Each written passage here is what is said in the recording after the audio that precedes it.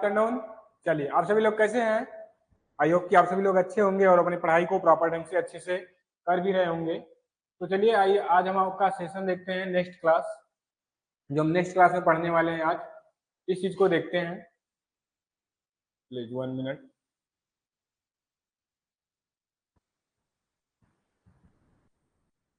किए हैं उसमें किसी को कोई डाउट तो नहीं है? यस और नो? किसी भी तरह की डाउट तो नहीं है आप सभी को? चैट बॉक्स में बताइएगा। चलिए ठीक है, कुछ लोग के कमेंट आने स्टार्ट हो गए हैं।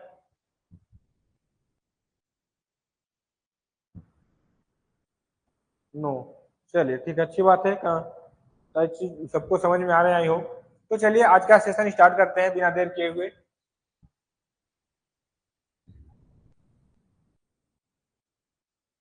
चलिए, क्या है आज का सेशन? जैसे रेपसीड के बारे में क्या पढ़ते हैं? मस्टर्ड। जैसे हमेशा हम क्रॉप के इंट्रोडक्शन से स्टार्ट करते हैं, तो यहाँ पे भी हम स्टार्ट करते हैं क्रॉप के इंट्रोडक्शन से। पहले क्रॉप का एक छोटा ऐसा इंट्रोडक्शन देते हैं, उसके बारे में फिर इसके बाद इसके सारे बारे में पढ़ते हैं, ठीक है, जितनी इसकी डिटेल्स है। तो पहला क्या है इसमें? जैसे बोटेनिकल नेम। जैसे सभी क्रॉप में हम लोग अभी तक देखते आ रहे हैं, पहले सबसे फर्स्ट ऑफ ऑल क्या? Botanical name. तो बोटेनिकल नेम क्या है? ब्रेसिका स्पीसीज, ठीक। और फिर क्या है? फैमिली क्रूसीफेरी होती है। जितनी भी क्रूसीफेरी फैमिली की होती है उनमें स्पीसीज क्या आता है? ब्रेसिका स्पीसीज आता है। बाकी इसके आगे उसके नाम के अकॉर्डिंग लगता है, ठीक। और फिर देखते हैं ओरिजिन क्या है? चाइना ओरिजिन है, ठीक। क्रोमोजोम नंबर क्या है इसका? 2n20 है, जो तोरिया होता है, ठीक है। दो तरह के सरसों, एक तोरिया होता है, एक मस्टर्ड होता है, एक राई। एक 2n36 होता है जो राई होता है, ठीक। एक तोरिया होता है, एक राई होता है, ठीक। चलिए, तो जो तोरिया है उसका कितना होता है? क्रोमोजोम नंबर 2n20 होता है। जो हमारा राई होता है वो 2n36 होता है, 36 होता है। ओके। अब क्या है? मस्टर्ड ओरिजिन, सरसों के ओरिजिन क्या है? क्या है इसमें? जो राई का ओरिजिन क्या है? चाइना। और तोरिया जो है इसका ईस्ट अफगानिस्तान। क्या है? राई है उसका क्या है? चाइना। ओके। चलिए, फिर ब्राउन सरसों का क्या है? East Afghanistan and at joining India sub continent. जो सब कॉन्टिनेंट है इंडिया का, इससे जुड़े हुए, वो क्या है? इसका ओरिजिन है ब्राउन सरसों का। और फिर क्या है? येलो सरसों। दो तरह के, एक ब्राउन है, एक येलो है। एक तोरिया है, एक राई है, ठीक। इसका क्या है? North east India. क्या है हमारा जो येलो सरसों है इसका क्या है? नॉर्थ ईस्ट इंडिया इसका ओरिजिन है, ठीक, यानी उत्पत्ति स्थान। इसको आप क्या किसी तरह वीडियो में प्रॉब्लम आ रही है क्या? ऑडियो वीडियो से कोई प्रॉब्लम तो नहीं है? प्रॉपर विजिबल है? ऐसा नो?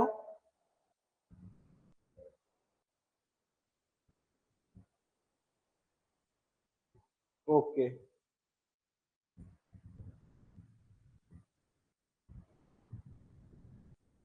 अब क्या है? रेप सीड को क्या बोलते हैं? सरसों, तोरिया, लाही। इसमें तीन है। रेप सीड में हमारे क्या है? सरसों, तोरिया, लाही। और सरसों जो मस्टर्ड है, मस्टर्ड में क्या आता है? राई, रेया, लाहा, ठीक। ये तीन आते हैं मस्टर्ड में, राई, राया, लाहा। और रेप सीड में क्या आता है? सरसों, तोरिया, लाही। अगर पूछ दे कि सरसों इन विच बिलोंग रेप सीड और मस्टर्ड, तो आप क्या बताओगे? Rape seed. या पूछ दे आपसे कि लाहा इन विच बिलोंग टू मस्टर्ड, या मान लिया आपके चार ऑप्शन है, दो ऑप्शन में ए है, तो आप क्या आंसर दोगे? मस्टर्ड, ठीक। तो ये चीजें आप यहाँ से क्लियर रखिएगा।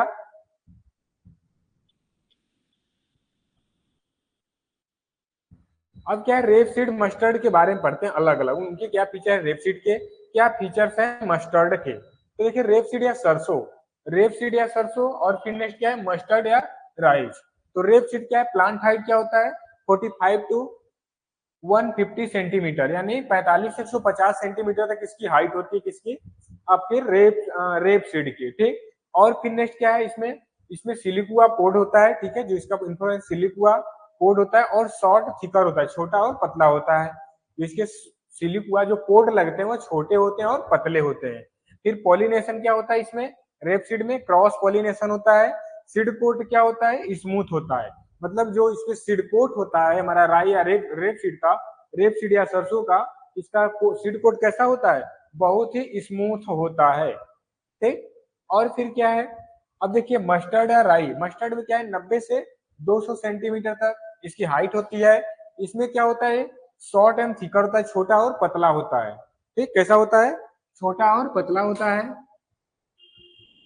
फिर क्या है, इसमें सेल्फ पॉलिनेशन होता है। देखिए दो चीजें यहीं पे देखने को मिली, हमारा जो मस्टर्ड है इसमें क्या हो रहा है, सेल्फ पॉलिनेशन हो रहा है, और जो हमारा रेपसीड या सरसों है इसमें क्या हो रहा है, क्रॉस पॉलिनेशन हो रहा है। ठीक, और फिर क्या है, नीचे रफ है, कैसे होते हैं इसके, रफ होते हैं, मतलब बहुत खुरदुरे टाइप के, खराब होते हैं, स्मूथ होते हैं। जो सीड कोट होता है मस्टर्ड का वो कैसा होता है, रफ होता है वो। ठीक,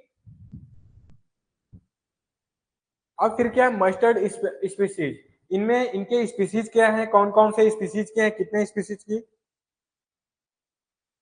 है संकिता।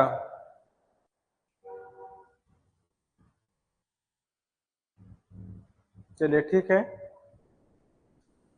मस्टर्ड है स्पीसीज, मस्टर्ड स्पीसीज क्या है देखते हैं। टाइप क्या है इसमें, सरसों, इसका टाइप क्या है, सरसों। और क्या है, ब्राउन मस्टर्ड होता है। और जो बोटेनिकल नेम क्या है, ब्रेसिका कंपेस्ट्रिस।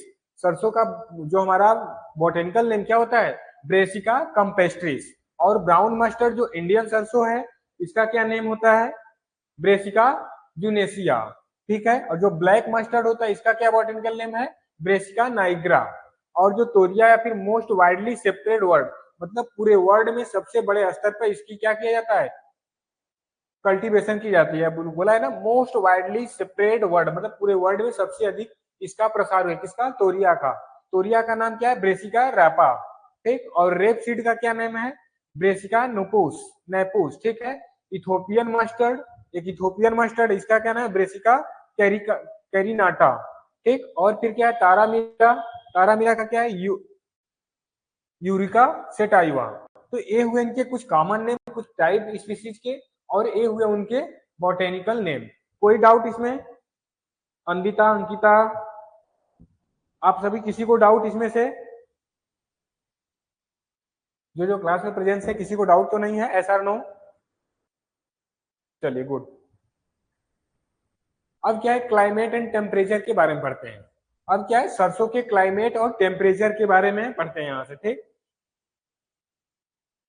क्या है देखिए, mustard thrives well in dry and cool climate. सरसों क्या है, या क्या है, मस्टर्ड ड्राई और कूल, मतलब सूखा और ठंडे क्लाइमेट में क्या करता है, अपने आप को अच्छे से ग्रो करता है रबी सीजन में। ठीक, मौसम कैसा होना चाहिए, ठंडा होना चाहिए और सूखे होने चाहिए, क्लाइमेट में मॉइस्चर नहीं होनी चाहिए, ह्यूमिडिटी बहुत अधिक नहीं होनी चाहिए।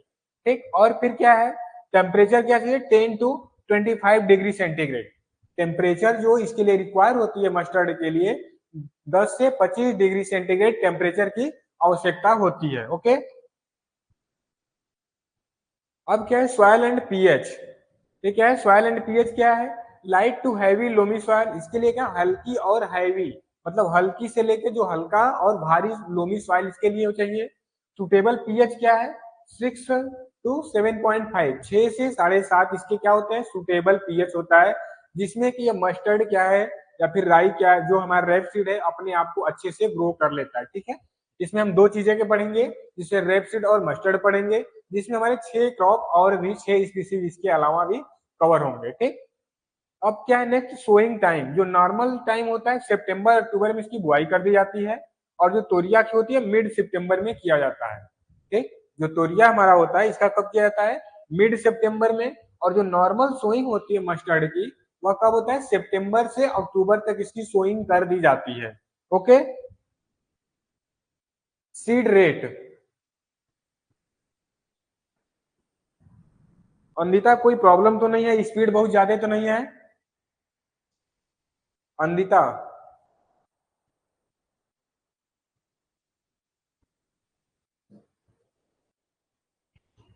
चलिए, अब क्या है, प्योर मस्टर्ड क्या होता है, सीड रेट पर हेक्टेयर। देखिए जब भी सीड रेट जब भी देखेंगे,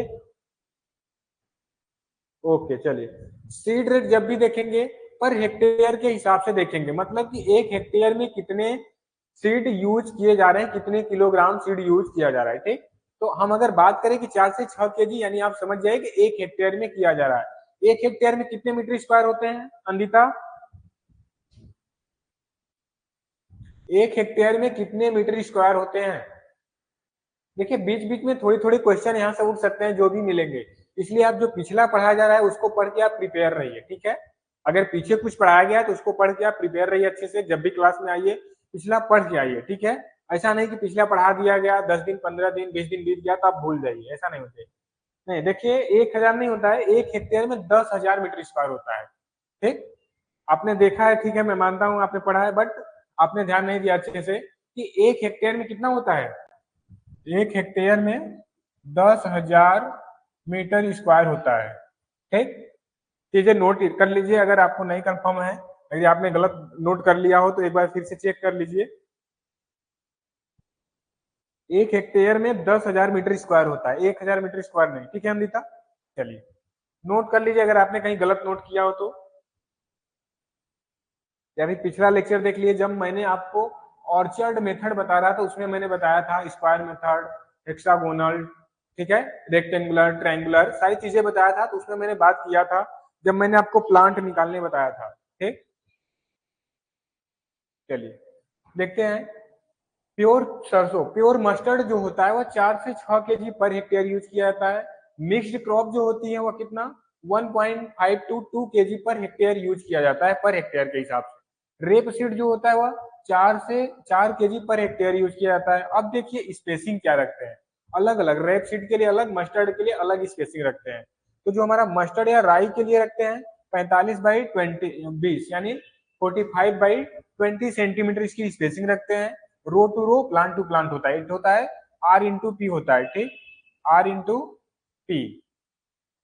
और फिर क्या होता है, तोरिया जो रेप सीड है वह 30/10 सेंटीमीटर रखते हैं। रेप सीड का क्या रखते हैं, केवल 4 kg, सॉरी ये वहां से यहाँ लिख दिया गया, ठीक। सेम चीजें हैं दो, मस्टर्ड और रेप सीड। रेप सीड में क्या रखते हैं 30/10 रखते हैं, मस्टर्ड में क्या रखते हैं 45/20 रखते हैं, ठीक। ये याद रखिए कि मस्टर्ड में जो स्पेसिंग रखते हैं 45/20 सेंटीमीटर रखते हैं, रेप सीड में क्या रखते हैं 30/10 सेंटीमीटर रेप सीड में रखते हैं, ठीक। कोई डाउट इसमें।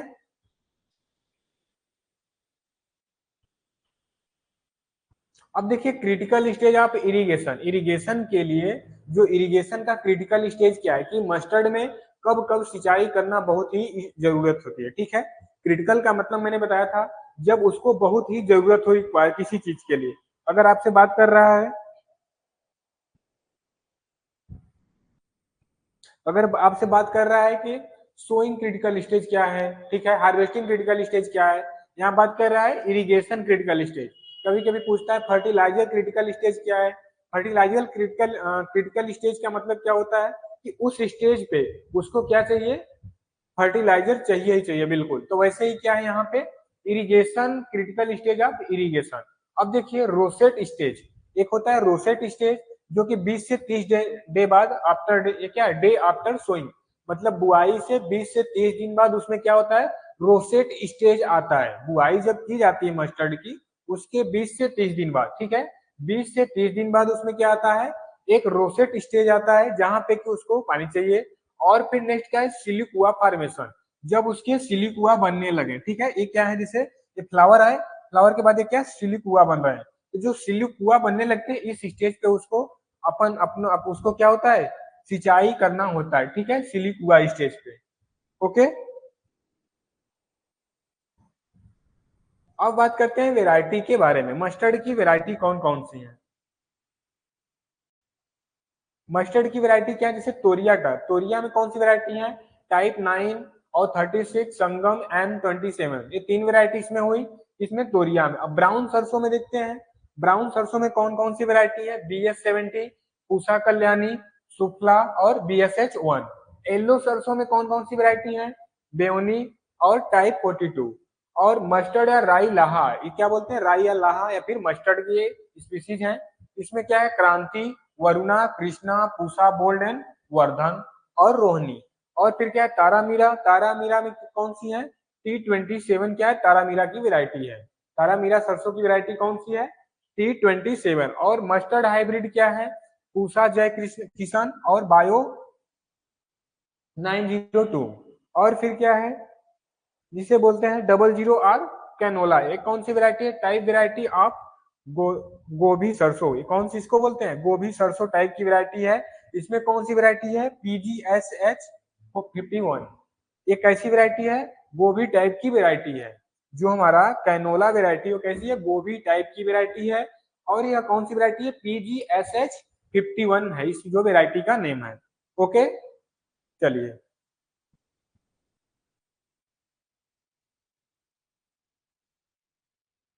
और देखते हैं पूसा जय किशन। पूसा जय किशन ऊपर ही बात किया था मैंने, पूसा जय किशन, और इसको क्या बोलते हैं, बायो 902। इसमें कौन सी है, first variety of the Brassica juncea development in the world, जो पूरे वर्ल्ड में पहली वेराइटी डेवलप की गई थी वह कौन सी वेराइटी है, ब्रेसिका जूनिका डेवलप्ड किया गया था पूरे वर्ल्ड में पहली वेराइटी। और फिर क्या, developed by professor BL Chopra, यह किसके द्वारा किया गया था, BL चोपड़ा के द्वारा ब्रेसिका जूनिका जो वेराइटी है यह डेवलप्ड किया गया था वर्ल्ड में पहली बार, ठीक है। Developed through somatic hybridization using the technology. इसमें क्या किया गया था, सोमैटिक हाइब्रिडाइजेशन किया गया था। आपको सोमैटिक हाइब्रिडाइजेशन पढ़ाया जाएगा जब आपको प्लांट ब्रीडिंग पढ़ाया जाएगा, ठीक है। जैसे ही हमारा एग्रोनॉमी आपका कंप्लीट होता है तो उसके बाद आई थिंक हमारा 16वां लेक्चर है, 8-9 लेक्चर में आपका और एग्रोनॉमी आपका कंप्लीट हो जाएगा, ठीक। तो इसके बाद हम प्लांट ब्रीडिंग लेकर चलने वाले हैं, तो ठीक है। तो वहां पे आपको बताया जाएगा कि सोमैटिक हाइब्रिडाइजेशन क्या है, ठीक। तो यह उसमें क्या किया गया था, या सोमैटिक हाइब्रिडाइजेशन के थ्रू इसको प्रोफेसर VL द्वारा वर्ल्ड में पहला वेराइटी ब्रेसिका जूनिका तैयार किया गया था, ठीक है, जो कि क्या है, पूसा जय किशन। समझ में आई ये बातें। अब क्या है, वेराइटी कौन सी, NRCHB 506, यह क्या है, first hybrid variety. First hybrid variety mustard in India, जो इंडिया में मस्टर्ड की पहली हाइब्रिड वेराइटी कौन थी, NRCHB 506, developed from DRMR Bharatpur in February 2009। यह कहाँ किया गया था, भरतपुर में 2009 फरवरी 2009 में किया गया था, ठीक है। किसके द्वारा, कहाँ पे किया गया था, भरतपुर में, ठीक। भरतपुर क्या है, राजस्थान भरतपुर रहता है, ठीक। और फिर क्या है, इंडिया में पहली हाइब्रिड वेराइटी थी। नेक्स्ट क्या है, कैनोला। कैनोला क्या है, रेफर्ड टू एज 00 रेपसीड, ऊपर ही मैंने बताया था जो कैनोला था 00 रेपसीड वेराइटी था। और फिर क्या है, ग्लूकोसिनोलेट। ग्लूकोसिनोलेट क्या है, लेवल लेस देन 30 माइक्रोमोल्स पर ग्राम ऑफ ड्राई केक, जो इसका ड्राई केक मतलब जो इसकी खली होती है, जो इसके सरसों से तेल निकालने के बाद जो खली बचती है उसमें क्या होता है, ग्लूकोसिनेट पाया जाता है, जो कि 30 माइक्रोमोल पर ग्राम ड्राई केक में पाया जाता है, ठीक। और फिर क्या है, erucic acid less than 2% in oil, 2% से कम क्या होता है, यूरोसिक एसिड इसके ऑयल में 2% से कम होता है, ठीक। ये चीजें याद रखिए कि मस्टर्ड ऑयल में यूरेसिक एसिड कितना होता है, तो लेस देन 2%, ठीक है। और फिर क्या है, ग्लूकोसिनोलेट जो होता है वह कितने मोल पर ग्राम पाया जाता है ड्राई केक में, 30 माइक्रोमोल पर ग्राम से कम पाया जाता है। इसकी जो लेवल होती है लेस देन 30 माइक्रोमोल्स पर ग्राम ऑफ ड्राई केक, जो इसका ड्राई केक होता है 1 ग्राम में 30 माइक्रोमोल से कम उसमें क्या पाया जाता है, ग्लूकोसिनोलेट पाया जाता है, ठीक। कोई डाउट इसमें। देखिए चीजें नहीं समझ में आएंगी तो आप जरूर डिस्कस कीजिएगा, ऐसा नहीं कि डाउट है मैं यहाँ पे बस ऐसे लेक्चर दे रहा हूँ आप सुन लिए काम खाली, नहीं समझ में आया छोड़ हटाओ बाद में देख लेंगे, ऐसा नहीं है। अभी जो डाउट हो आप यहीं से क्लियर करके अपने डाउट को जाइएगा, ठीक। अब क्या है, फर्टिलाइजर मैनेजमेंट यानी उर्वरक प्रबंध। फर्टिलाइजर मैनेजमेंट यानी उर्वरक प्रबंध, इसमें क्या होता है, नाइट्रोजन, फास्फोरस और पोटेशियम, इसे क्या बोलते हैं, मैंने कल भी बताया था, NPK, ठीक है। एन कितना है, नाइट्रोजन 60 30 30, तो कितना पाया जाता है, 60 30 30, इसमें NPK की जरूरत होती है पर केजी पर हेक्टेयर। देखिए nitrogen 60 KG per hectare, potassium potash जो है 30 केजी पर हेक्टेयर, और जो हमारा फास्फोरस है वह भी क्या है 30 केजी पर हेक्टेयर। सल्फर कितना चाहिए, 20 केजी पर हेक्टेयर। सल्फर जो होता है इसमें इसके फ्लावरिंग में और फिर इसके प्रोडक्शन में बहुत ही हेल्प करता है, ठीक। चलिए कोई डाउट तो नहीं है फर्टिलाइजर से रिलेटेड। अब क्या है, वीड कंट्रोल, जो खरपतवार है उसको कंट्रोल कैसे करते हैं, इसमें एक डोमिनेंट वीड होता है, ठीक, और एक चिनोपोडियम एल्बम। चिनोपोडियम एल्बम एक चिनोपोडियसी फैमिली के होते हैं, और फिर क्या है चिनोपोडियम मुरेल, और फिर कॉन्वोवुलेसी अर्वेंसिस, और फिर मिलिटोलियस एल्बा। ये क्या है इनके वीड हैं जो कि हमारे मस्टर्ड या रेपसीड में देखने को मिलते हैं जनरली, ठीक है।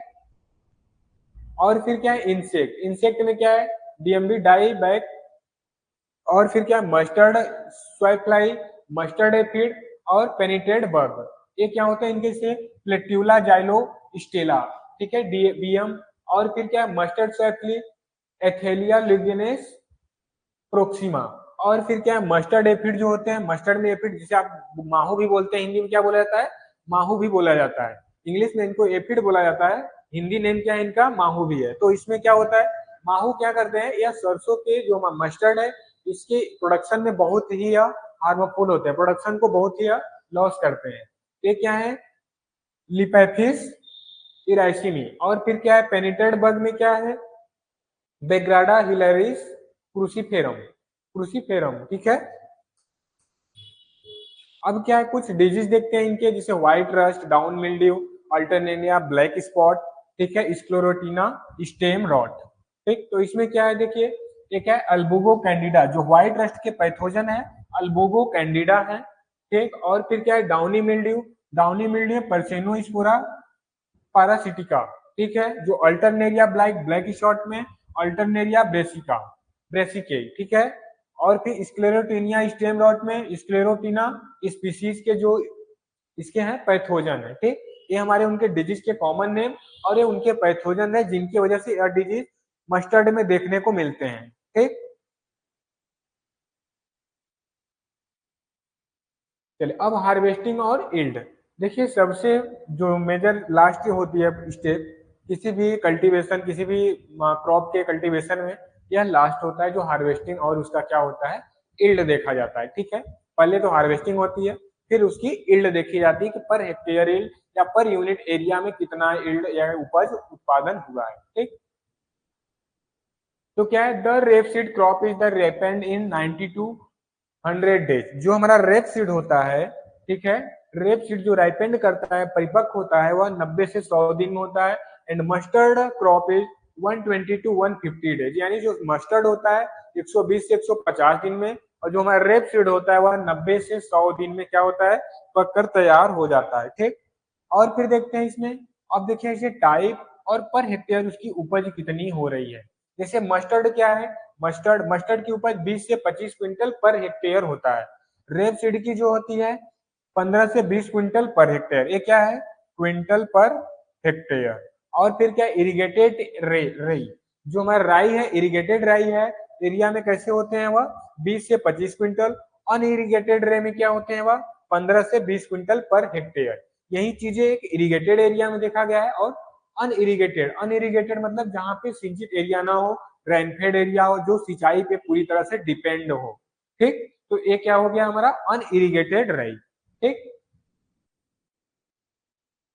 अब क्या मस्टर्ड के कुछ फैक्ट देख लेते हैं, जैसे ब्रेसिका कैम्पेस्ट्रिस वैरायटी येलो सरसों is oldest of the various rape is mustard grown in India.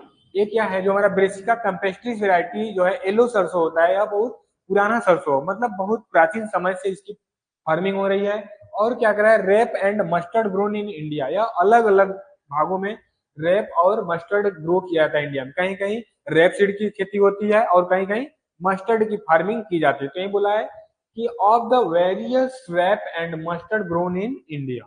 और फिर क्या है ब्रेसिका जूनिका, जो ब्रेसिका जूनिका इसको क्या बोलते हैं इंडियन मस्टर्ड बोलते हैं। Most commonly grow in India, यह कॉमनली जो होता है इंडिया में ग्रो किया जाता है, ठीक है। ब्रेसिका जूनिका क्या है इंडियन मस्टर्ड है, यह क्या है कॉमनली इंडिया में क्या किया जाता है ग्रो किया जाता है इसको, ठीक। और नेक्स्ट क्या है ब्रेसिका रैपा, ब्रेसिका रैपा क्या है most commonly grow world wide, यह पूरे वर्ल्ड में क्या किया जाता है विस्तारित किया जाता है, ग्रो किया गया है, ठीक किया जाता है।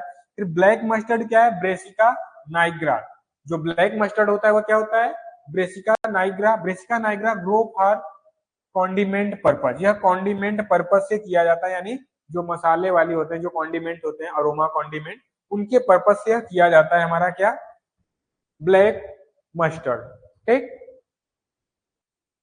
और फिर क्या जैसे colza oil, colza extra extracted from the rape seed, जो रेप सीड से तेल निकाला जाता है, ऑयल निकाला जाता है, उसे क्या बोलते हैं? क्लो कोल्जा ऑयल। और फिर क्या है? डाउनी मिल्ड्यू कॉज मॉलफॉर्मेशन इन इन्फ्लोरेंस, जो हमारा डाउनी मिल्ड्यू देखने को मिलता है इनका, इनके वजह से मॉलफॉर्मेशन भी, मॉलफॉर्मेशन क्या होता है? चलिए अनिता बताइए, जब मैं आपको मैंगो के बारे में बता रहा था तो मैंने बताया था कि मॉलफॉर्मेशन क्या है, बताइए।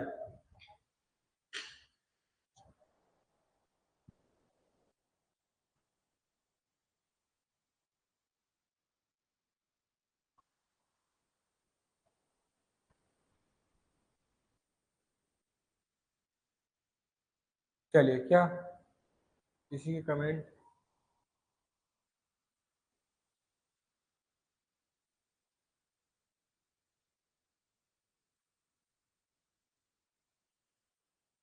बताइए अनिता। बंच ऑफ फ्लावर, ठीक है, जिसे जो फ्लावर क्या होता है गुच्छे की तरह बन जाते हैं, पूरे क्लस्टर बन जाते हैं, तो क्या होता है? मॉलफॉर्मेशन। तो जो होता है इनका डाउनी मिल्ड्यू कारण होता है मॉलफॉर्मेशन इन इन्फ्लोरेंस। इन्फ्लोरेंस में इसके जो मॉलफॉर्मेशन बनता है वो उसका कारण क्या होता है? डाउनी मिल्ड्यू होता है। क्या होता है? डाउनी मिल्ड्यू उसका क्या होता है? कारण होता है, ठीक।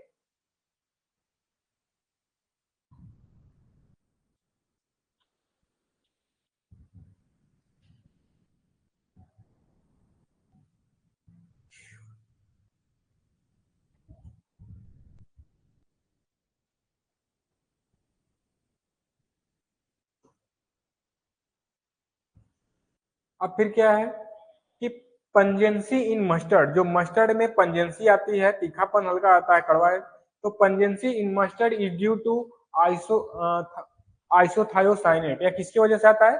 आइसोथायोसाइनेट की वजह से मस्टर्ड में पंजेंसी आती है, ठीक है।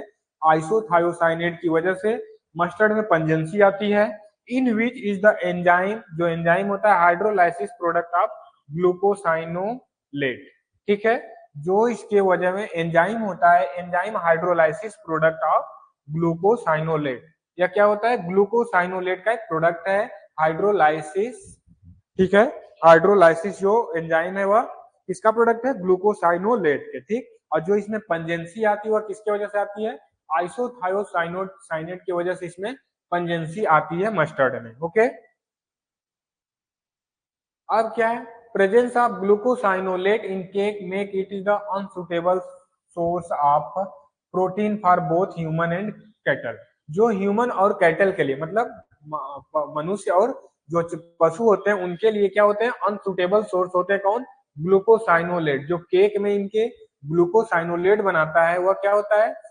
Protein for both human and cattle, ठीक है। यह प्रोटीन का सोर्स के लिए सुटेबल नहीं है, ह्यूमन और कैटल के लिए। और फिर क्या है? The upper limit of glucosinolate, मतलब ग्लूकोसाइनोलेट का अधिक मात्रा, ठीक है, कंटेन फिक्स्ड 0.5% बाई गवर्नमेंट, जो गवर्नमेंट द्वारा ग्लूकोसाइनोलेट इसके ऑयल में मेजर किया जाता है वो कितना तक होना चाहिए? 0.5% तक किया जाना चाहिए, ठीक है। इससे ऊपर जो होता है वह सरसों का तेल या मस्टर्ड ऑयल ठीक नहीं होता। तो उसमें ग्लूकोसाइनोलेट जो होना चाहिए मस्टर्ड ऑयल में वह 0.5% तक होना चाहिए, ठीक। और जो इसमें ग्लूकोसाइनोलेट प्रेजेंस होता है इसके केक में, यह अनसुटेबल सोर्स बनाता है किसका? प्रोटीन का।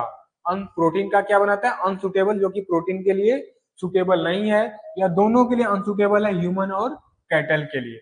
अगर ग्लूकोसाइनोलेट की मात्रा अधिक है तो ह्यूमन के लिए जो ऑयल यूज करेगा उसके लिए नुकसान करेगा, कैटल भी यूज होगा उसके, जो वो मस्टर्ड केक देंगे तो उसमें भी उसके लिए हार्मफुल होगा। जो ग्लूकोसाइनोलेट मस्टर्ड ऑयल में मेजर किया जाता है गवर्नमेंट के द्वारा, वो क्या कितना किया जाता है? 0.5% तक उसमें मस्टर्ड ऑयल में क्या होना, मस्टर्ड ऑयल में ग्लूकोसाइनोलेट की मात्रा होनी चाहिए, इससे ऊपर नहीं होना चाहिए, ठीक। चलिए, तो ठीक है, जो क्लास में प्रेजेंस है, अच्छा बताइए आप कि अभी तक जितना आपने पढ़ा वे चीजें समझ में आई? S or no? चीजें समझ में आई?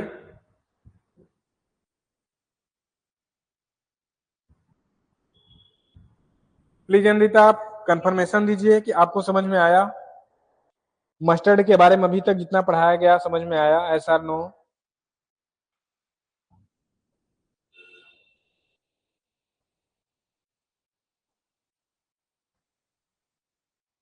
यस।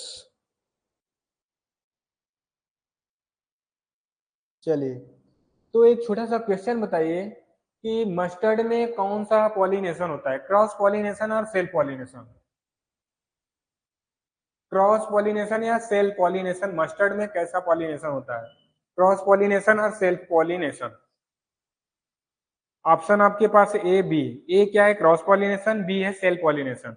तो ए बी लिख के बताइएगा, पूरा लिखने की जरूरत नहीं है।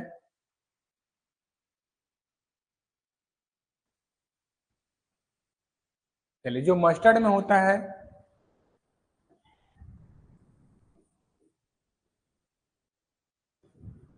क्रॉस पॉलिनेशन,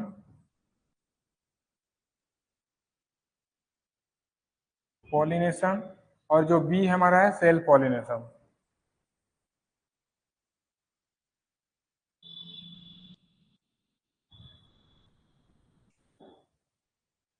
क्या आपका आंसर आ रहा है?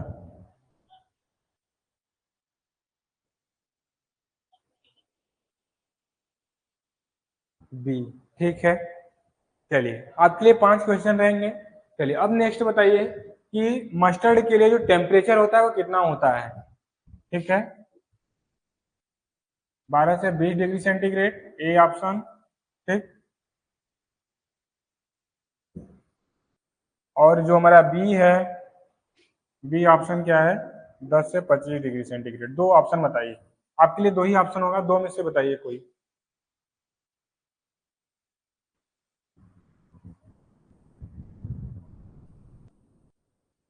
बी। ठीक। चलिए, इंडियन मस्टर्ड का नाम क्या है, ब्रेसिका जूनिका, ब्रिस्का कंपेस्ट्रिस? ए ब्रेसिका जूनिका, इंडियन मस्टर्ड का क्या नाम है? इंडियन मस्टर्ड का नाम क्या है?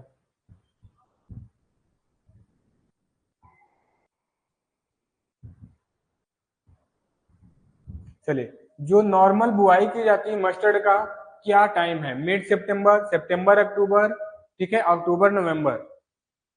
ए क्या है, मिड सितंबर। ठीक। जो बी है क्या है, सितंबर और अक्टूबर। ठीक। जो सी है वह क्या है, अक्टूबर नवंबर।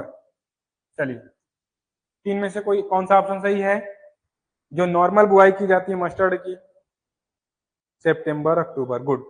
चलिए, ठीक है, आई थिंक कि आपको क्लास अच्छे समझ में आई। तो आप यहाँ से जो आपके क्लास छूटे हैं अंदिता, आप उसको जाने के बाद एक बार रिकॉर्डेड क्लास करिए जरूर। सारी क्लास अपडेट हो चुकी, अपलोड हो चुकी हैं। आपने कोई टेस्ट दिया या नहीं अभी तक? जितने 3 टेस्ट अपलोड हुए हैं, जिसमें कि फुल टेस्ट है, 60 क्वेश्चन है, तो आपने कोई टेस्ट दिया कि नहीं उसमें से एक भी?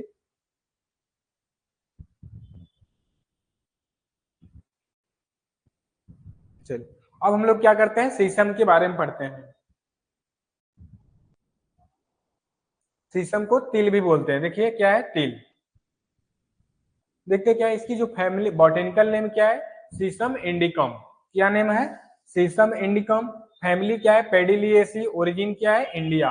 इसका जो उत्पत्ति स्थान है वो क्या है, इंडिया। और फिर क्या है, फैमिली पेडिलिएसी। और जो बॉटेनिकल नेम है, सीसम इंडिकम। क्यों नहीं था, आपका रिप्लाई नहीं है यार, टेस्ट आपने दिया है नहीं? देखिए, कोई इसमें शर्माने या डरने वाली बात नहीं है। अगर आपने नहीं दिया तो आपके पास टाइम है, आज दे लीजिएगा, कल दे लीजिएगा। ठीक है। अगर आपने, लेकिन पूछने पर आप उसका रिस्पॉन्स दीजिए, ठीक है। बहुत बड़ा प्रेशर नहीं, आप अभी दीजिए, लेकिन हाँ, पढ़ रहे हैं तो आपको टेस्ट देना मेडेंट्री है, ठीक है। आप टेस्ट जरूर दीजिए, क्योंकि पढ़ने से केवल नहीं होगा, आप टेस्ट देंगे, टेस्ट देने के बाद एनालिसिस भी करेंगे उसका। तो इससे क्या होगा, आपकी हैबिट बढ़ेगी, कंसिस्टेंसी बनेगी एग्जाम में टेस्ट देने के लिए, मॉक टेस्ट देने से। ठीक।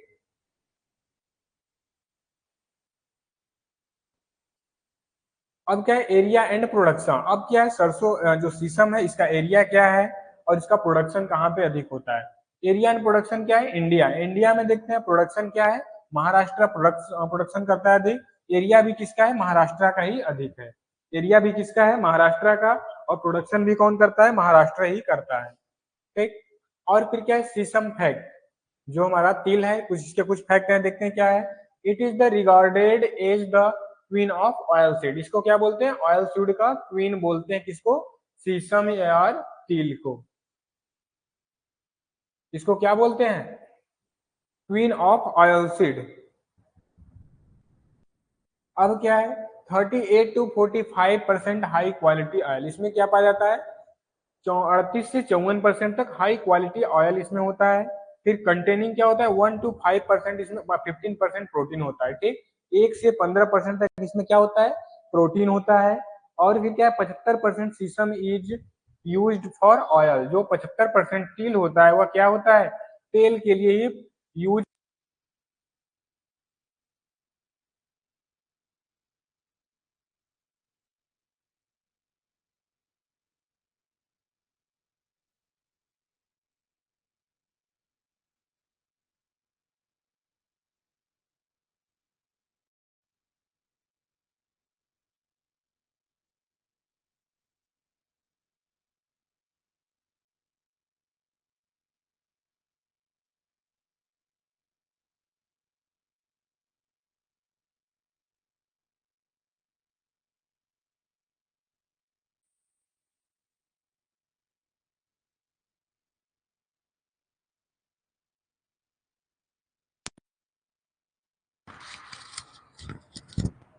अब आवाज आ रही है अनिता?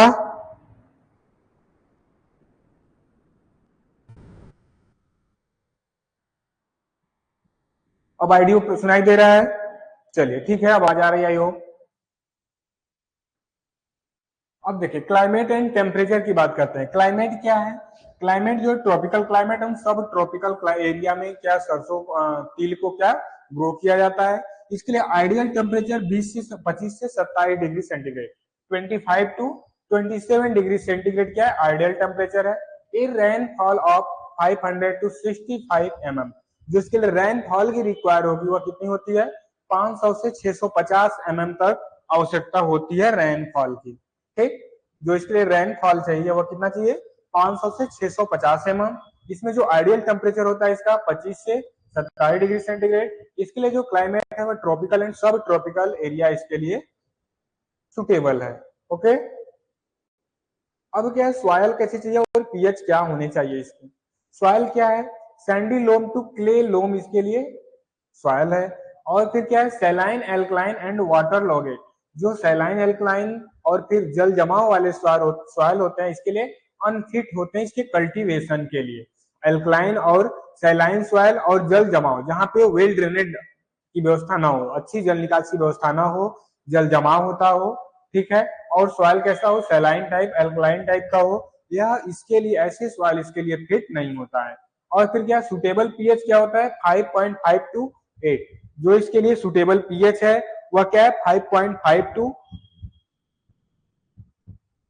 5.5 टू 8 इसके लिए पीएच सुटेबल होता है। ओके, अब क्या करते हैं, सीड रेट एंड स्पेसिंग। इसके लिए सीड रेट क्या रखेंगे और स्पेसिंग क्या होगी इसमें? तो सीड रेट क्या रखेंगे? 3 to 4 kg पर हेक्टेयर इसमें क्या रखेंगे? सीड रेट रखते हैं। स्पेसिंग क्या होती है इसकी? 30 बाई 10 सेंटीमीटर इसमें स्पेसिंग होती है। ठीक, जो इसकी स्पेसिंग रखते हैं वो कितना रखते हैं? 30 बाई 10 सेंटीमीटर इसमें स्पेसिंग रखते हैं। अब क्या है, critical stage for of irrigation. Irrigation का जो क्रिटिकल स्टेज कौन सा है? एक तो क्यों है 4 to 5 लीफ स्टेज, अगर उसमें 4 से 5 पत्तियां आ जाए तो सिंचाई कर देनी चाहिए। दूसरा क्या है, फ्लावरिंग स्टेज पे करना चाहिए और पोड इन्फॉर्मेशन पे। एक दूसरा जब फ्लावरिंग बनने आने लगे, उसमें फ्लावर होने लगे, और एक क्या होती है उसमें कि पोड फॉर्मेशन, जब उसके पोड बनने लगे शीशम में तो उसकी सिंचाई करनी चाहिए। ठीक, और नेक्स्ट क्या है, fertilizers and manure. Fertilizer manures क्या है दिखते हैं? नाइट्रोजन जो है 30 केजी पर हेक्टेयर और phosphorus 60 KG per hectare, potash 30 KG per hectare की जरूरत होती है। ठीक है, जो नाइट्रोजन हमारा है वह 30 KG per hectare, phosphorus 60 KG per hectare और पोटास क्या होता है? 30 केजी पर हेक्टेयर। अगर आप लिखे एनपीके, ठीक, एनपीके की बात करें तो 30 60 30 ठीक केजी पर हेक्टेयर ये यूज किया जाता है किसमें? सेसम में। ठीक, अब देखते हैं शीशम की वैरायटी कौन कौन सी हैं। जवाहर टिल 21 7, ठीक है, ग्वालियर 535 जीटी क्या है, गुजरात की वैरायटी है 17, CO1 TMV3 TMV4 TMV5 6, और फिर क्या है पायूर 1 SBPR। एक पूरे उनकी वैरायटी है। और फिर क्या है, sesame crop is matured at 85 to 90 days after sowing. बुआई से 85 से 90 दिन बाद यह क्या होता है, मेच्योर हो जाता है सीसम क्रॉप। ठीक है, कितने 85 से 90 दिन में सीसम क्रॉप सोइंग के 50 बाद 85 से 90 दिन में यह मेच्योर हो जाता है, हार्वेस्टिंग के लिए भी रेडी हो जाएगा। ठीक, तो वाटर एंड वीड मैनेजमेंट देखते हैं, जल प्रबंध और खरपतवार के लिए क्या irrigation and flowering critical. Irrigation जो होता है वह फ्लावरिंग स्टेज पे क्या होता है, क्रिटिकल स्टेज है उसका। Soil moisture should be low at maturity. Maturity के टाइम, मैच्योरिटी पर उसके सॉइल मॉइस्चर क्या होनी चाहिए, कम होनी चाहिए। वीड कंट्रोल में hoeing and weeding twice to 15 and 30 day after sowing. मतलब 15 से 30 दिन की में के बुआई से 15 से 30 दिन के बाद 2 बार उसमें क्या करनी चाहिए, होइंग एंड वीडिंग करनी चाहिए। मतलब होइंग और खरपतवार निकालना चाहिए उसके 2 बार। कितने दिन के अंदर में, 15 से 30 दिन के आफ्टर डे आफ्टर सोइंग। बुआई से 15-30 दिन के बाद उसमें 2 बार होइंग एंड वीडिंग कर देनी चाहिए। अब मेजर इंसेक्ट के बारे में बात करते हैं, डेड हेड मोथ ऑक, ठीक है, लीफ वेवर रोलर जो पत्तियों को रोल करता है, ठीक है, फिर क्या है लीफ हॉपर एंड एफिड। अब क्या है मोस्ट डिजीज के बारे में, टील फॉइल, टील पॉलीफ्लाइड, ठीक है, cercospora leaf spot bacterial blight. इसमें क्या है फोटोप्लाज्मा, और फिर क्या है सर्कोस्पोरा सिसेमी, और जो बैक्टीरियल ब्लाइट में जैंथोमोनास कैम्पेस्ट्रिस। ठीक है, और फिर इल्ड जो होता है एवरेज क्या होता है 8 से 10 क्विंटल पर हेक्टेयर इसका एवरेज उपज होता है। एक एवरेज उपज देखा जाए पर हेक्टेयर में तो 8 से 10 क्विंटल पर हेक्टेयर एवरेज उपज होता है किसका, शीशम में। ठीक, अब देखते हैं सनफ्लावर। शीशम के बारे में सारी चीजें समझ में आई आपको, ठीक है अंदिता, एस आर नो, समझ में आई तो एस, अगर नहीं समझ में आई तो नो। ठीक है, आई थिंक कि समझ में आ गया होगा। कोई डाउट नहीं है ना, शीशम के बारे में भी पढ़ाया गया बताया गया, उसमें कोई डाउट तो नहीं है आपको। चलिए ठीक है, आई होप कि कोई डाउट नहीं है। अब देखते हैं सनफ्लावर। सनफ्लावर के बारे में बात करते हैं इसमें। सनफ्लावर में बॉटेनिकल नेम क्या है, हेलियंथस एनस। इसकी जो बॉटेनिकल नेम क्या होती है, हेलियंथस एनस इसकी बॉटेनिकल नेम है। फैमिली कंपोजिटेड होती है, ठीक है। और क्रोमोजोम नंबर जो होता है इसमें नहीं लिखा गया था, अच्छा कैसे है? एक मिनट देखें तो,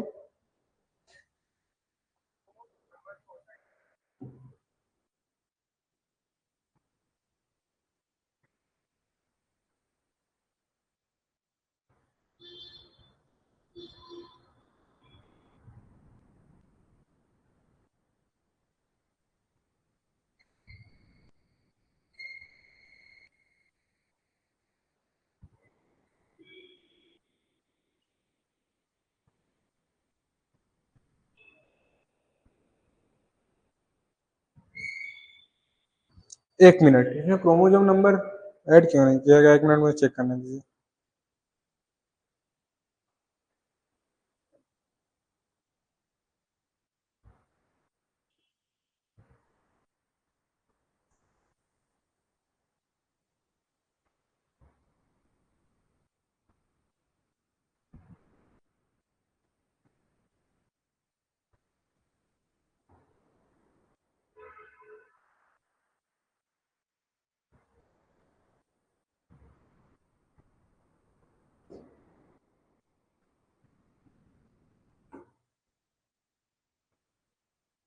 चलिए ठीक है, पहले से पीपीटी में अपलोड नहीं किया गया है, लिखा नहीं गया है, तो चलिए आइए देखते हैं।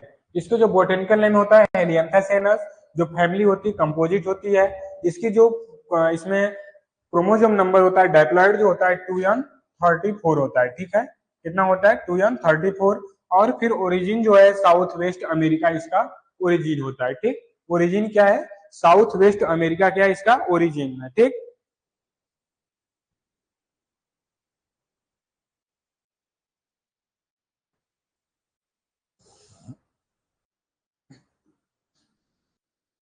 अब क्या है, हेलियोसन, हेलियोसन एंड एनस। हेलियोस का मतलब से हेलियो, एनस था, हेलियोस का मीन्स क्या होता है, सन यानी सूरज, एनस मतलब फ्लावर, ये क्या है, सन फ्लावर बोलते हैं, ठीक। और फिर क्या है, auxin activity is more in apical portion. इसमें क्या होता है, जो ऑक्सिन की एक्टिविटी होती है वो एपिकल पोर्शन पे क्या होती है, बहुत अधिक होती है, ठीक है। जो ऑक्सिन की एक्टिविटी होती है वह एपिकल पोर्शन पे बहुत ही अधिक होती है। और फिर क्या है, sunflower is a day neutral plant. यह कैसा है, डे न्यूट्रल प्लांट है सनफ्लावर। और फिर क्या है, it has high seed multiplication. इसके सीड में मल्टीप्लीकेशन क्या होता है, बहुत तेजी से होता है, जिसका रेशियो क्या होता है, 1:18 से अधिक होता है, ठीक। और फिर क्या है, sunflower has high quality edible oil. Sunflower से जो ऑयल प्राप्त होता है हमें, वह क्या होता है, हाई क्वालिटी का होता है और एडिबल ऑयल होता है, जो कि 45% तक इसमें ऑयल कंटेन होता है, ठीक। सनफ्लावर में 45% तक ऑयल कंटेन होता है। कोई डाउट इसमें? अब क्या है, sunflower has one unsaturated fatty acid. इसमें जो होता है यह क्या होता है, अनसेचुरेटेड फैटी, असंतृप्त बोलते हैं, ठीक है। असंतृप्त फैटी एसिड कंटेन होता है। So it is the safe for heart patient, जो कि हार्ट पेशेंट जो क्या करते हैं, हार्ट वाले पेशेंट होते हैं, उनके लिए क्या होता है, बहुत ही बेनिफिशियल होता है, ठीक है, लाभदायक होता है, ठीक। So it is safe for heart patient. जो हार्ट पेशेंट है उनको मस्टर्ड ऑयल या सेसम ऑयल न दे के उन्हें कैसा कौन सा दिया जाए, सनफ्लावर ऑयल दिया जाए, तो उनके लिए ज्यादा बेटर होगा, ठीक। और फिर क्या है, the head of sunflower is called is capitula, capituli, ठीक है। इसके जो हेड होते हैं उसको क्या बोलते हैं, कैपिटुलाई। और फिर क्या है, sunflower has ray and disc floret, in which ray floret is for beautifulness, attraction of pollination and disc florets, seed and have male and female flower। जो इसके मेल और फीमेल फ्लावर होते हैं वो कैसे होते हैं, क्या बोला यहाँ पे कि एंड डिस्क फ्लोरेंस फॉर्म, वो कैसे, जो डिस्क होता है पूरा, जैसे कि डिस्क होता है इस तरह से होता है सनफ्लावर, इसमें क्या होते हैं, दाने होते हैं पूरे, तो ये डिस्क टाइप के होते हैं, ठीक है। तो डिस्क टाइप में क्या होते हैं, इसके मेल और फीमेल फ्लावर होते हैं। Sunflower has ray and disc flow rate, इसके जो रेज होते हैं वो कैसे, डिस्क फ्लोरेट होते हैं। इन which ray floret is for beautifulness, जो यह रेज फ्लोरेट है वह किसके लिए है, ब्यूटीफुल के लिए और अट्रैक्शन के लिए, अट्रैक्शन ऑफ पॉलिनेशन, पॉलिनेशन के अट्रैक्शन के लिए होता है। और इसमें क्या होता है, disc floret from and seed, जो डिस्क फ्लोरेट होते हैं उसमें सीड होते हैं, और have male and female flower, और उसमें मेल और फीमेल फ्लावर भी होते हैं, ठीक। इसको क्या बोलते हैं, डिस्क फ्लोरेट बोलते हैं। इस तरह से होता है, इससे नीचे से प्लांट लगा होता है, या सन के डायरेक्शन में थोड़ी वो मूव भी करता है, ठीक। और फिर क्या है next, seed is called the Oaken, जो सीड होता है इसको क्या बोलते हैं, अकेन बोलते हैं। डोरमेंट नॉर्मली कितना होता है, 10 to 45 डेज है, डोरमेंसी नॉर्मली होती है इसमें। Oil content 36 to 37% oil content होता है। जो 1000 सीड का वेट जो होता है 43 to 45 ग्राम तक होता है, ठीक। एक सीड का जो वेट होता है वह कितना होता है, 43 to 45 ग्राम। और हाई क्वालिटी एडिबल ऑयल जो होता है क्या होता है, पीयूएफए द्वारा बताया गया कि क्या है, हाई क्वालिटी एडिबल ऑयल इसमें पाया जाता है, ठीक। फिर क्या है, सोइंग टाइम, खरीफ में जुलाई के फर्स्ट वीक में करते हैं और अब अगस्त तक, ठीक है।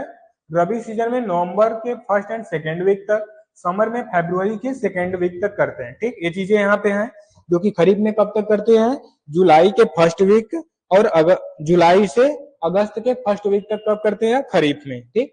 जुलाई से स्टार्ट करते हैं और अगस्त के फर्स्ट वीक तक करते हैं। रबी में नवंबर के फर्स्ट वीक और सेकेंड वीक में करते हैं। फिर फरवरी में, समर में फरवरी के सेकेंड वीक में करते हैं, ठीक। ये चीजें क्लियर यहाँ से। अब देखिए सॉइल और क्लाइमेट के बारे में बात करते हैं।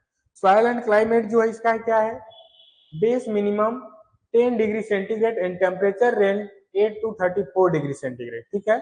जो बेस मिनिमम इसके चाहिए 10 डिग्री सेंटीग्रेड, और जो टेम्परेचर रेंज चाहिए 8 से 34 डिग्री सेंटीग्रेड। ऑप्टिमम क्या होगा, 20 से 25 डिग्री सेंटीग्रेड टेम्परेचर। जो requires colour for growing red period, the warmer for maturing period, ठीक। और सुटेबल पीएच रेंज क्या है, 6.5 to 8। जो इसके लिए पीएच रेंज होता है वो 6.5 से 8 की जरूरत होती है।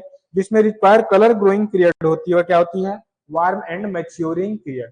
क्या एक गर्मी के लिए क्या, वार्मर एंड मैच्योरिंग पीरियड, जो वार्मर और मैच्योरिंग पीरियड पकने का टाइम है उसमें क्या होता है, growing and colour for colour period होता है। ठीक, सीड रेट क्या होता है, 5 to 7.5 KG per hectare seed rate रखते हैं।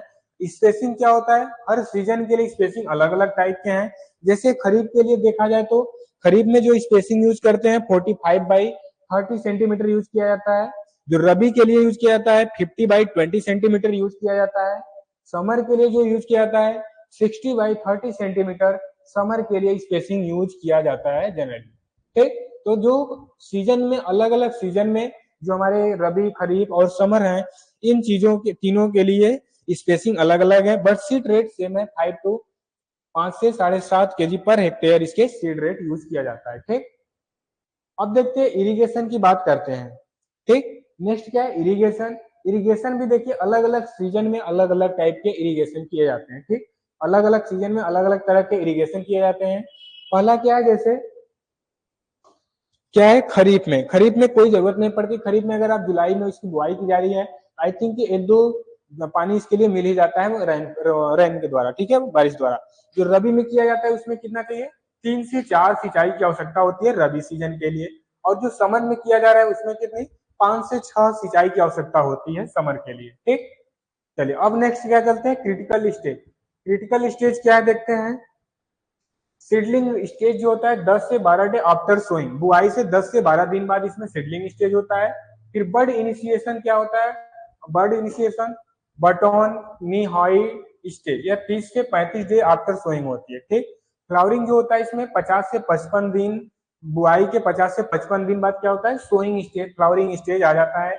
ठीक, सीड डेवलपमेंट कब होता है इसमें, 70 से 90 दिन आफ्टर सोइंग, मतलब बुआई के 70 से 90 दिन बाद इसमें क्या होता है, सीड डेवलपमेंट होने लगता है। 50 से 55 दिन में क्या होता है, इसमें फ्लावरिंग आती है। और जो इसमें बर्ड इनिशिएशन, बर्ड बनना स्टार्ट होता है, वह कितने दिन बाद होता है, 30 से 35 दिन बाद।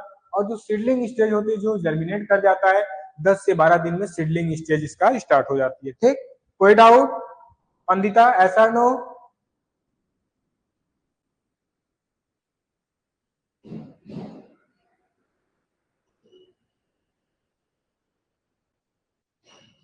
नो, कोई डाउट नहीं है, अच्छी बात है। चलिए अब फर्टिलाइजर मैनेजमेंट, उर्वरक प्रबंध देखते हैं। नाइट्रोजन कितना चाहिए पर हेक्टेयर के लिए, नाइट्रोजन 80 केजी पर हेक्टेयर। ठीक है, फास्फोरस 15 केजी पर हेक्टेयर, और जो पोटास चाहिए वह 60 केजी पर हेक्टेयर पोटास की जरूरत होती है। ठीक, इन चीजों को आप देख के याद करिएगा, लिखिएगा। नाइट्रोजन 80 केजी, फास्फोरस 15 केजी, और जो हमें पोटास चाहिए वह कितना चाहिए, 60 केजी पर हेक्टेयर। ठीक, अब क्या है इसमें, वेराइटीज। वेराइटीज की बात करें तो क्या है, जैसे मॉडर्न, और फिर MSFH817 ज्वालामुखी, ठीक है, KBSH1, JS1, sunrise selection, EC 68413। और फिर क्या है, sunflower is the intercropped with groundnut arhar urad, मतलब जो सनफ्लावर है, सूरजमुखी है, सूर्यमुखी, इसके साथ इंटरक्रॉपिंग किया जाता है, ग्राउंड नट के साथ, अरहर के साथ, उर्द के साथ इसके इंटरक्रॉपिंग किया जा सकता है। ठीक, अब क्या है, हार्वेस्टिंग एंड यील्ड। क्या है, sunflower is matured at 90 to 120 days after sowing, when the 10% head become brown and disc florette attached to tip of the head drop down the crop। इसके जो सनफ्लावर मैच्योर होते हैं 90 से 120 दिन में क्या आ जाती है, इसमें मैच्योरिटी आ जाती है। ठीक है, 90 से 120 दिन मैच्योरिटी आ जाती है बुआई से, जब उसमें 10% तक हेड क्या हो, उसके ब्राउन हो जाए। जो ऊपर हेड होता है, डिस्क होता है, वह 10% तक, देखने में 10% मतलब जैसे लगे कुछ ब्राउन हो गए हैं तो। और फिर एंड क्या है, लास्ट, और डिस्क फ्लोरेट, जो डिस्क फ्लोरेट होता है attach to tip of the head, जो टिप, उसका टिप पोर्शन हेड से हुआ क्या हो, अटैच हो, and drop down the crop, और क्रॉप नीचे की तरफ ड्रॉप कर रहा हो, डाउन हो रहा हो। ठीक, तो उस स्टेज पे इसकी हार्वेस्टिंग करनी चाहिए। यील्ड क्या होता है, 20 से 30 क्विंटल पर हेक्टेयर। अब ये चीजें नहीं समझ आई कि कैसे पहचाने, तो उसकी क्या है, 90 से 120 दिन में पहले उसमें मैच्योर हो जाएगा क्रॉप। ठीक है, क्लियर। जो उसके ऊपर हेड है वह क्या दिखने लगे, 10% तक क्या दिखने लगे, ब्राउन दिखने लगे। ठीक, ब्राउन दिखने लगे। फिर जैसे कि प्लांट है, इसमें सूर्यमुखी का पूरा हेड डिस्क क्या है, कनेक्ट है, यह क्या थोड़ा सा बेंड कर जाए, नीचे की तरफ ड्रॉप करने लगे, गिरने लगे, तो उस स्टेज पे आप समझ जाना चाहिए कि यह हार्वेस्टिंग के लिए रेडी है। और फिर उपज जो होती है 20 से 30 क्विंटल पर हेक्टेयर इसमें उपज होता है इसका। ओके, तो चलिए, आज भी हमने, कल भी 3 क्रॉप देखा था, आज भी 3 क्रॉप हमने देखा। तो कोई डाउट इसमें अभी तक लास्ट तक अमृता? ऐसा नो? आज के लिए थैंक यू। ठीक, आज के लिए यहाँ पे थैंक यू। बट अब नेक्स्ट क्लास में मिलेंगे इसके आगे। बट अभी तक बताइए जितना आपने पढ़ा, कोई डाउट? ऐसा नो? कोई डाउट तो नहीं है जितना आपने अभी तक पढ़ा? अगर डाउट है तो एस टाइप करिए ताकि आपके सॉल्यूशन आपका उसका।